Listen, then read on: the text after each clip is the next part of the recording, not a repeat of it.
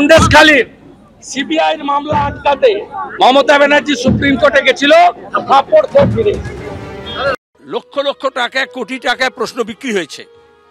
এটা organise crime এবং এটা আরেক রকমের সংরক্ষণ। যাদের কাছে কালো টাকা আছে তারা যাতে এই সমস্ত যে সমস্ত ব্যবসায়িক পরীক্ষা আছে, পেশাভিত্তিক বৃত্তি শিক্ষা আছে, ডাক্তার, ইঞ্জিনিয়ার, সেখানে তাদের ছেলেপুলেরা যাবে। আর গরিব, মধ্যবিত্ত, নিম্নবিত্ত ঘরের ছেলেমেয়েরা, মেধাবী ছেলেমেয়েরা যারা প্রস্তুতি নিয়ে পরীক্ষা দেবে তারা বসে কাঁদবে। এটাই তো ব্যবস্থা করা হয়েছে। এটা for the rich, for the super rich, dirty rich, তাদের জন্য কেন্দ্রের পরীক্ষা বলো, রাজ্যের পরীক্ষা বলো, নিট বলো, নেট বলো, টেট বলো, সেই ব্যাপক থেকে শুরু হয়েছিল। এই ব্যাপক দুর্নীতি হচ্ছে, এটাকে আটকানোর ব্যবস্থা করতে হবে, হচ্ছে। এবং সেটা আটকানোর জন্য পরীক্ষা যারা নিচ্ছে সেই সংস্থা, এনটিএর মতো সংস্থাকে ঢেলে সাজাতে হবে ভেঙে দিয়ে। তারপরে যোগ্য উপযুক্ত লোক বসাতে হবে, নিরপেক্ষ লোক বসাতে হবে এবং পরীক্ষার পদ্ধতি দরকার হলে পাল্টাতে হবে। নিট ইউজি মামলার শুনানি এবং সেই শুনানিতে সুপ্রিম কোর্টের মন্তব্য, নিট ইউজিতে প্রশ্ন ফাঁস হয়েছে এটা স্পষ্ট। পরীক্ষার পবিত্রতা নষ্ট হয়ে থাকলে নতুন করে পরীক্ষার নির্দেশ দিতে হবে। দোষীদের চিহ্নিত করতে না পারলে নতুন করে পরীক্ষার নির্দেশ দিতে হবে। সোশ্যাল মিডিয়ায় প্রশ্ন ফাঁস হয়ে থাকলেও নতুন করে পরীক্ষার নির্দেশ দিতে হবে। হোয়াটসঅ্যাপ, টেলিগ্রামের মতো সোশ্যাল নেটওয়ার্কে প্রশ্ন ফাঁস হয়ে থাকলে তা দাবানলের মতো ছড়িয়েছে। নিট ইউজি বাতিলের দাবিতে মামলার শুনানিতে মন্তব্য সুপ্রিম কোর্টের। নিট ইউজি মামলার শুনানি এবং যে শুনানিতে সুপ্রিম কোর্টের মন্তব্য যে নিট ইউজিতে প্রশ্ন ফাঁস হয়েছে এটা স্পষ্ট। পরীক্ষার পবিত্রতা নষ্ট হয়ে থাকলে নতুন করে পরীক্ষার নির্দেশ দিতে হবে। দোষীদের চিহ্নিত করতে না পারলেও নতুন করে পরীক্ষার নির্দেশ দিতে হবে। সোশ্যাল মিডিয়ায় প্রশ্ন ফাঁস হয়ে থাকলে নতুন করে পরীক্ষার নির্দেশ দিতে হবে। হোয়াটসঅ্যাপ, টেলিগ্রামের মতো সোশ্যাল নেটওয়ার্কে প্রশ্ন ফাঁস হয়ে থাকলে তা দাবানলের মতো ছড়িয়েছে।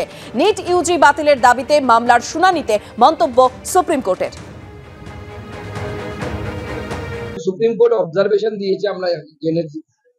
আমাদের সরকার আগে স্পষ্ট করেছে সুপ্রিম কোর্ট যা বলবে আমরা সেই পথ বা সেই পন্থাতে চলব।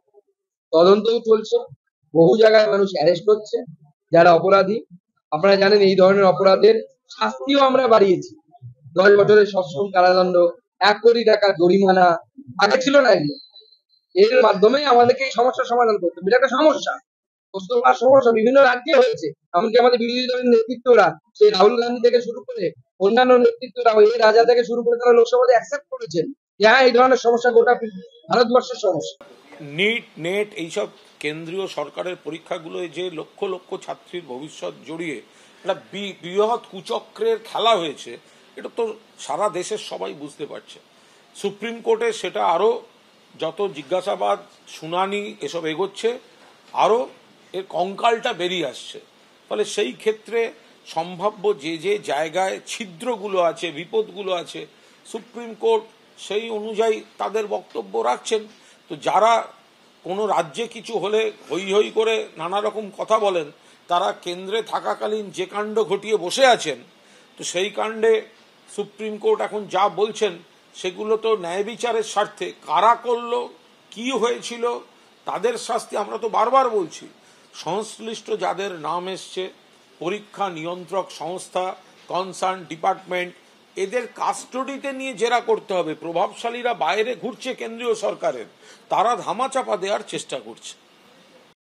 কেন্দ্রীয় সরকার যে যুক্তরাজ্যীয় কাঠামোর কোনো কিছুই তোয়াক্কা করছেন না, কোনো কিছুই যে মানছেন না, আজকে সুপ্রিম কোর্ট সেটাতেও জানালেন। এবং আমার ধারণা খুব দ্রুত সুপ্রিম কোর্টকে বা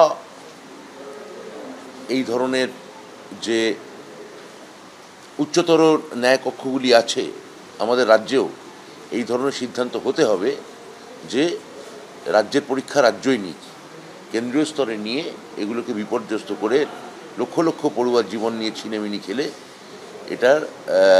এটা বেশি দিন চলতে পারে না।